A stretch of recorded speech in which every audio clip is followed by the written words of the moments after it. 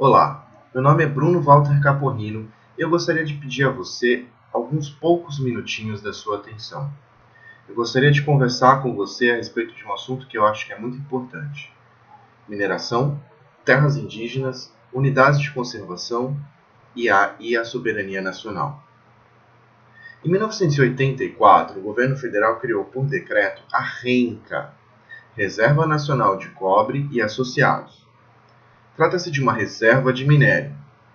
A ideia era reservar, impedir que o minério fosse explorado para que só fosse acessado em um caso extremo, como por exemplo uma guerra mundial ou algo assim. A RENCA cobre uma área de 4,7 milhões de hectares. Está inserida entre o estado do Amapá e o estado do Pará. Essa área é do tamanho do Butão. Para vocês terem uma ideia, é maior que a Suíça, Holanda ou a Dinamarca, sobre a qual eu gostaria de conversar com você se você me der alguns minutinhos da sua atenção.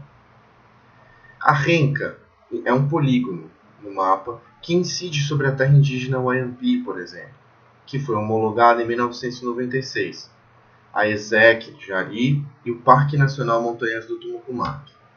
A extinção da RENCA permite a exploração de minérios nessa região e pode provocar, certamente provocará, a extinção de incontáveis formas de vida, não apenas animais e vegetais, mas humanos. Sua extinção constitui uma agressão sem precedentes na história recente, desde a Constituição de 88, para a perpetuação da sociobiodiversidade, a diversidade de formas de vida, humanas e não humanas, de culturas, de modos de ser. Era sobre isso que eu gostaria de falar com você. A extinção da RENCA permite a exploração minerária nesse polígono e vai afetar diretamente a terra indígena Wayampi, essas áreas protegidas que eu mencionei, e as terras indígenas Parudeste e Tumucumaque. Você pode estar se perguntando, o que eu tenho a ver com isso? Eu gostaria de chamar a sua atenção para dois fatores. O primeiro, a imensa pressão que a liberação da mineração nessa região vai causar sobre as tantas formas de vida que lá existem, humanas e não humanas, e o fato de que a atividade minerária liberada no país com esse decreto que extingue a RENCA não deixará sequer um centavo para o país, muito menos para você. Você pode acreditar, influenciado pela imprensa brasileira, que por sua vez é comandada pelos donos do dinheiro, os investidores internacionais, que demarcar e manter terras indígenas e unidades de conservação ameaça a soberania nacional. Você já deve ter ouvido isso, e eu acredito até que talvez já tenha dito isso. Você pode acreditar, influenciado por essa mídia que é vendida aos donos do dinheiro, que nem são brasileiros, que há muita terra para pouco índio e que as unidades de conservação atrasam o desenvolvimento do país. Acreditando nisso, você acreditaria, portanto, que a extinção desta reserva e, portanto, a permissão para a atividade minerária fortaleceria a soberania nacional e, portanto, o desenvolvimento e o progresso. Mas era sobre isso que eu gostaria de conversar. Me dá alguns minutinhos?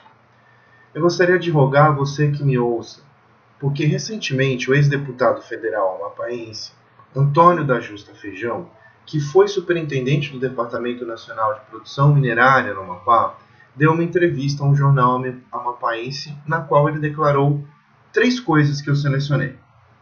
A primeira coisa que ele declarou foi que as áreas protegidas atrasam o desenvolvimento do país, porque impedem a mineração e, portanto, impedem o plantio de soja, a extração de madeira e impedem que o PIB cresça. A segunda coisa, por ele dita, foi que as terras indígenas da região sobre a qual incide a reserva, que foi extinta por decreto, estão em situação fundiária irregular, ou seja, não estavam demarcadas. E a terceira coisa, por ele dita nessa entrevista, foi que a atividade de mineração é a mais limpa e ecologicamente correta que existe, e que não traz impacto algum ao meio ambiente. Disse, entre outras palavras, que os ambientalistas influenciados por ONGs estrangeiras estariam delirando ao achar que a extinção da RENCA e a liberação para a mineração causaria ameaças ao meio ambiente. Vamos conversar um pouquinho sobre isso? Eu faço um apelo para que continue assistindo esse vídeo. mesmo que seja para rebater os argumentos que eu vou colocar aqui, mas peço o direito de dizê-lo. Vamos assistir? Vamos falar?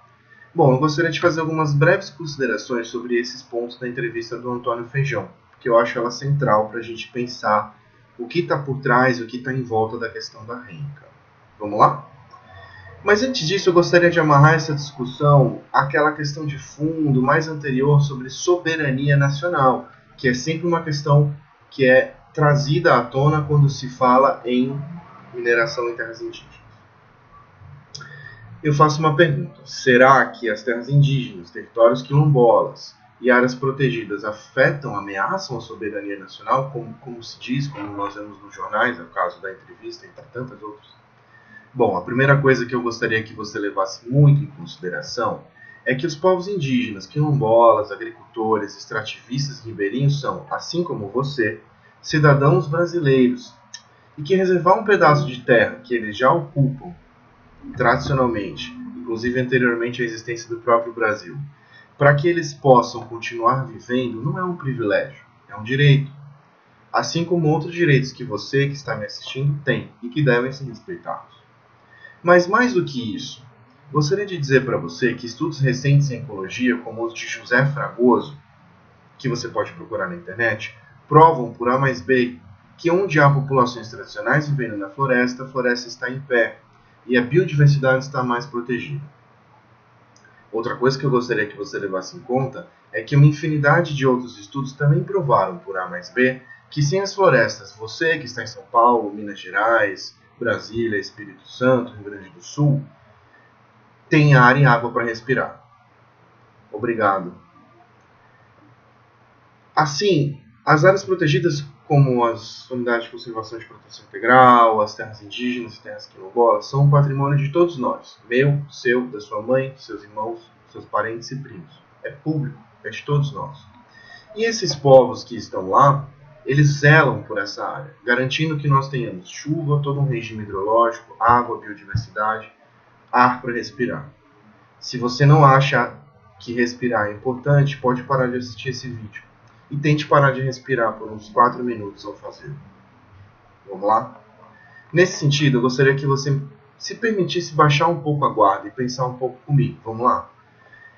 Se a biodiversidade é essencial para a sua vida, para a minha vida, e se os povos tradicionais cuidam da biodiversidade, se, conforme consta na Constituição Federal de 1988, o meio ambiente é um patrimônio do povo brasileiro, será que diante de tudo isso, preservar a biodiversidade e ajudar esses povos a cuidar dela é uma questão que afeta a soberania nacional ou que promove a soberania nacional? Considerando que a biodiversidade é essencial para a chuva que cai no seu quintal, para o pepino que você come, ela é salvaguardada por esses povos, será que proteger esse patrimônio não seria uma questão de soberania nacional? Por que agredir esse patrimônio é uma questão de soberania nacional? E protegê-lo não? Era sobre isso que eu queria falar com você um pouquinho. Dito isso, eu peço que você confie em mim e me siga nesse raciocínio. Vamos fazer um exercício.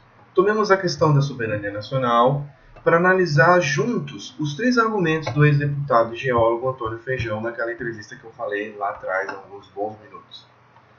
Bom, o primeiro argumento dele na entrevista era que as áreas protegidas atrasam o desenvolvimento do país porque impedem a mineração, impedem o plantio de soja e a extração de madeira.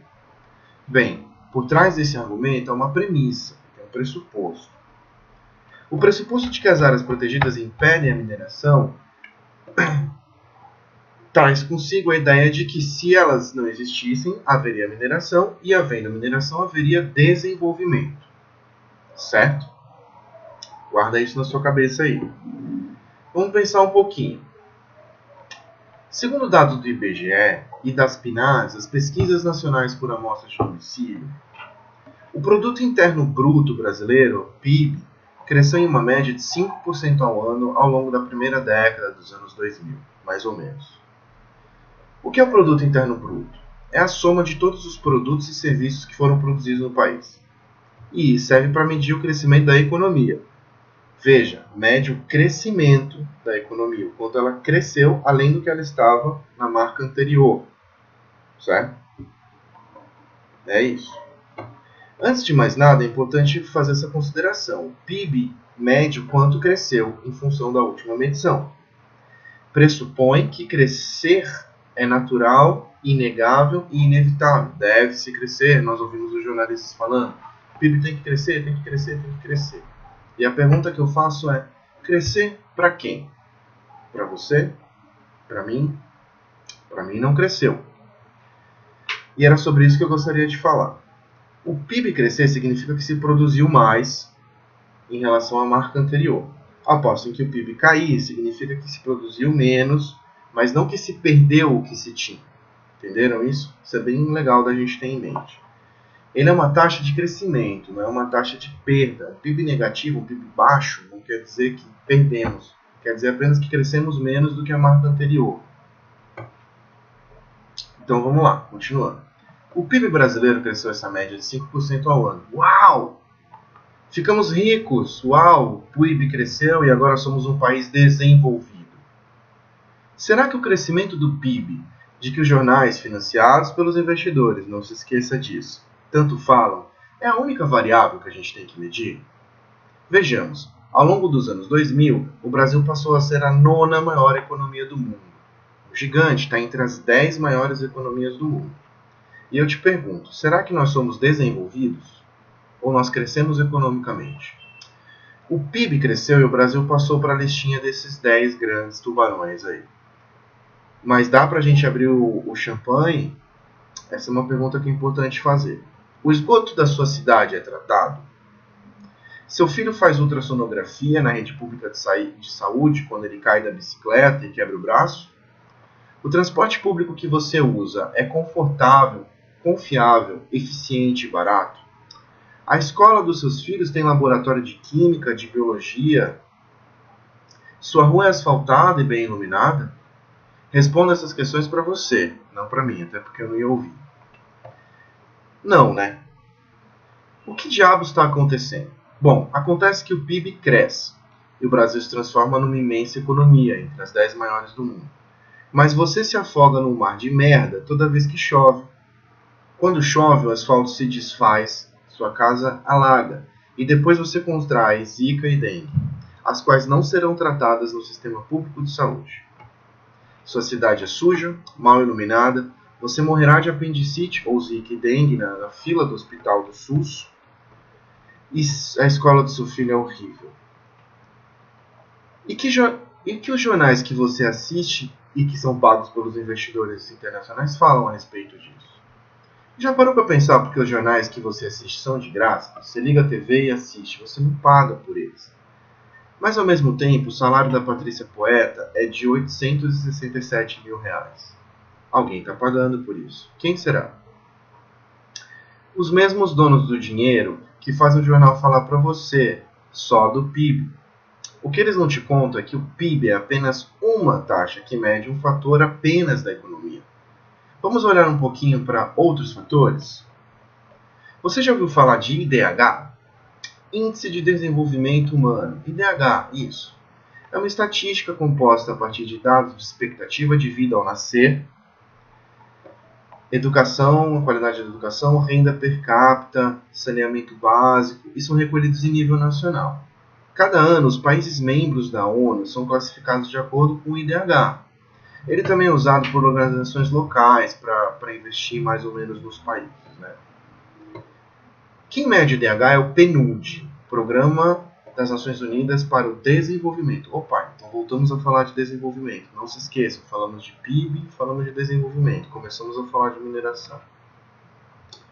O fato é que é o seguinte, quanto mais perto de mais desenvolvido é um país. E quanto mais perto de zero, menos desenvolvido é esse país. Esse é o sistema do IDH. Olha bem, o IDH mede educação, expectativa de vida, saúde, qualidade da educação, qualidade da vida, do transporte público. Ele diz várias coisas sobre a nossa vida. Diz sobre a nossa qualidade de vida. Ele não mede apenas o dinheiro que você tem no bolso ou quantos iPhones você comprou. Até porque não adianta nada ter um iPhone e se afogar no mar de merda toda vez que chove. Vamos ver qual é o IDH do Brasil para a primeira década dos anos 2000, que foi quando o PIB cresceu bastante, a gente entrou para a listinha dos 10. Segundo dados do PNUD, o Brasil ocupa a 73ª colocação no ranking mundial do IDH. Estamos em 73.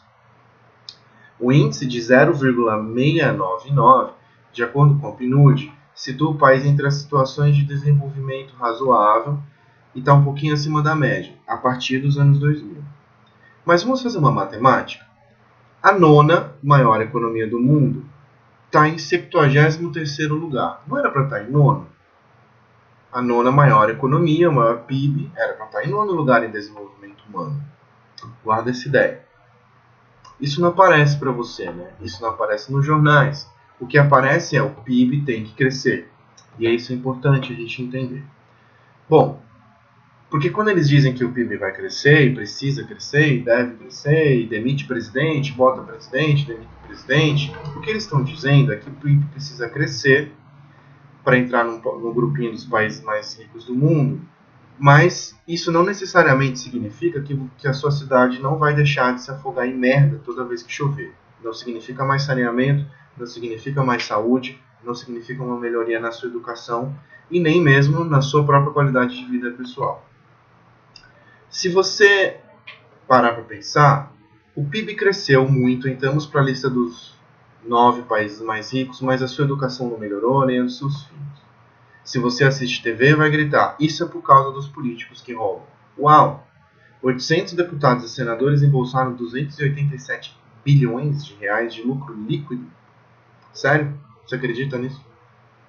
Sim, eles têm parte nisso, mas a participação deles é um pouco outra. A gente olhou para o PIB. Vamos pensar melhor. A gente olhou para o PIB, olhamos para o IDH, mas tem uma outra variável que os jornais financiados pelo capital internacional sempre esquecem de mencionar. Ela se chama índice de Gini. Já ouviu falar? Patrícia Poeta nunca deve ter falado sobre isso. A medição do índice de Gini obedece a uma escala que vai de 0, quando não há desigualdade, a 1, quando há desigualdade máxima. Em outras palavras, 0 significa que todo mundo ganha o mesmo, a renda é distribuída. 1 significa que a renda está totalmente concentrada na mão de algumas poucas pessoas e o resto não tem nada. Tá? Nesse sentido, quanto menor o coeficiente, menos desigual é um país. Ou seja, na Dinamarca, o índice de Gini em 2016 era 0,247, bem perto de zero. Ou seja, a renda era bem distribuída. Todo mundo possui mais ou menos o mesmo. Isso significa que a Dinamarca, além de ser um país rico, é um país desenvolvido. Porque além do índice de Gini ser baixo, ou seja, a renda ser bem distribuída, o IDH é alto. É de 0,925 para 2015. Ou seja, quase 1. Ou seja, muito desenvolvido. Muita saúde, muita educação, né, muito asfalto, ônibus com ar-condicionado, as melhores condições de vida. Agora vamos pensar um pouco mais sobre esses nossos amigos dinamarqueses do Flu. A Dinamarca é um país rico, tem um PIB enorme, tem um altíssimo índice de desenvolvimento humano e uma distribuição de renda ótima. A renda é super distribuída, todo mundo ganha mais ou menos o mesmo. Todo mundo come bem, todo mundo mora bem. E eu te garanto que na Dinamarca, se você andar com seu iPhone às 3 da manhã, ninguém vai te roubar. E se chover, as suas fezes não vão entrar no seu quarto, de volta. Vamos olhar para o nosso querido e maltratado gigante Brasil, então? Vamos lá. O IDH do Brasil em 2017 é 0,754. Razoável? Mas eu tenho uma péssima notícia para você. O Brasil caiu em 2017 de 73º lugar para 79º. A gente está em 79 no ranking dos países do Índice de Desenvolvimento Humano. Porque nós temos péssimas escolas, péssimos hospitais, péssimas condições de saúde. Nossa vida é ruim. Agora, o nosso índice de Gini em 2017 é quase 5. É 0,490. Um dado que eu gostaria de passar para você é que 1% da população brasileira é dona de mais de 42% da riqueza do país. Então, a gente tem 167 famílias que detêm quase a metade de toda a grana, as propriedades, toda a riqueza que existe nesse país. Poderíamos considerar o Brasil, com um PIB desses, na lista dos 10 mais ricos, um país desenvolvido? Essa é uma questão, né? Retomo isso, será que a nona economia do mundo não poderia estar em nono lugar em desenvolvimento humano?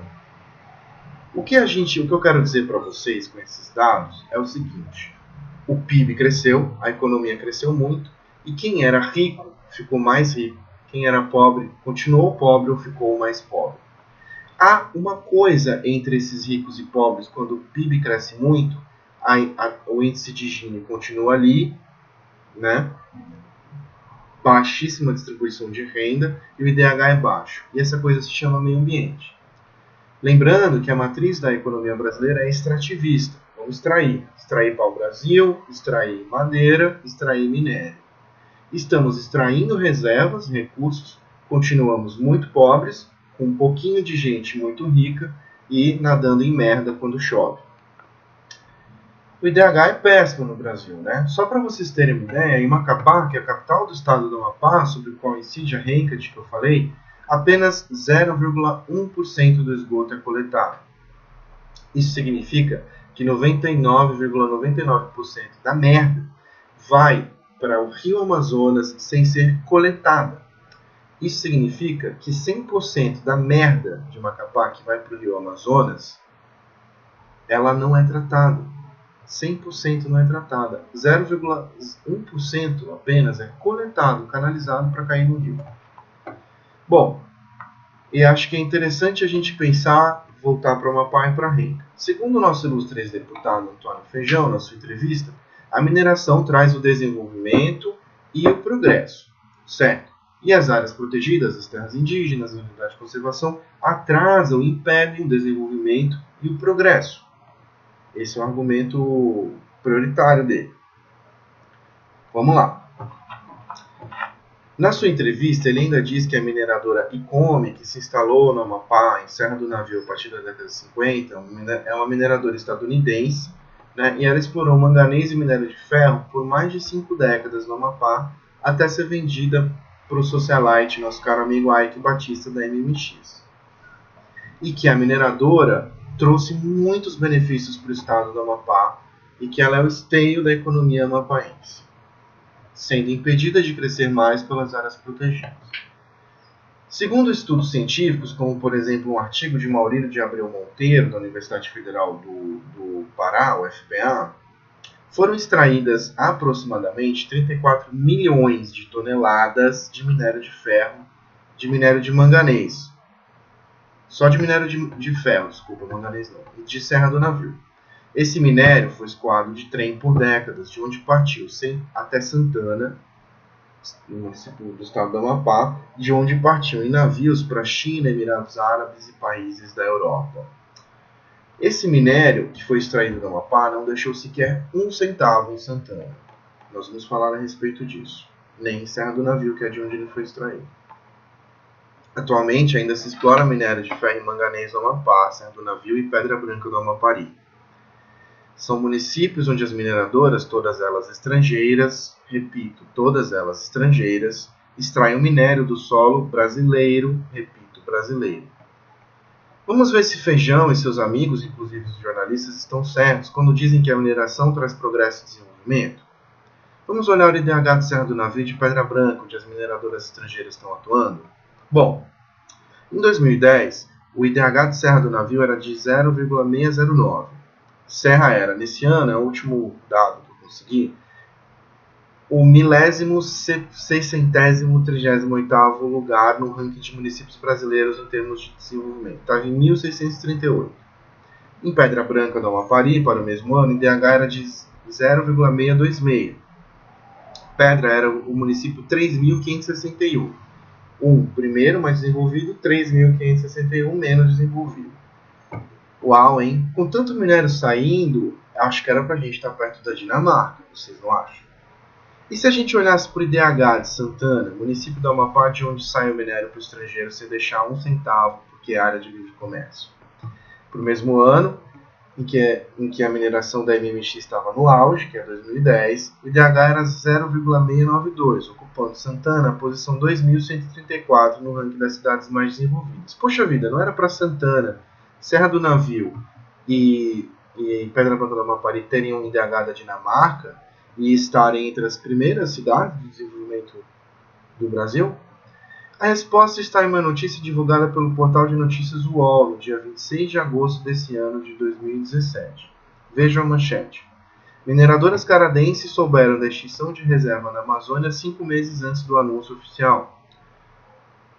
As mineradoras canadenses foram avisadas pelo governo brasileiro de que a Reserva Nacional de Cobre Associado seria destituída 5 meses antes de todos nós, inclusive você. Na notícia, vemos como o ministro de Minas e Energia, Fernando Coelho Filho, avisou aos mineradores canadenses que a renca seria extinta, muito antes de todos nós sabermos. Uma vez mais, mineradoras estrangeiras vão extrair minério brasileiro, deixar cidades com esgoto a céu aberto, violência, prostituição, dengue, malária, lixão a céu aberto, devastação ambiental, vão aumentar o PIB, mas não vão distribuir renda e todo mundo vai comemorar. Em nome da soberania nacional, o minério será extraído do país, escoado por Santana, que não tem ruas iluminadas e asfaltadas, e a população continuará a beber a sua própria merda, sem médico no posto de saúde, pegando o ônibus caindo aos pedaços, e todo mundo vai comemorar, porque o PIB vai crescer. Ou seja, os ricos vão ficar mais ricos, os estrangeiros mais ricos ainda. E os pobres vão continuar sem água e sem a sua biodiversidade que os garante. Em nome da soberania nacional, o PIB vai crescer. E do jeito como as coisas são, o índice de Gini vai se deslocar mais para perto de 1, mais para perto da concentração máxima de renda. Feijão. A culpa do esgoto a céu aberto, do lixão a céu aberto, dos postos de saúde sem médico, das ruas sem asfalto, das escolas sem professor, é mesmo das terras indígenas das unidades de conservação, que atrapalham o desenvolvimento e ameaçam a soberania nacional. A segunda coisa dita por Antônio Feijão em sua entrevista foi que as terras indígenas da região estão em situação fundiária irregular. Isso é uma inverdade absoluta. Todas as terras indígenas dali da região estão homologadas e demarcadas. Basta procurar no Google.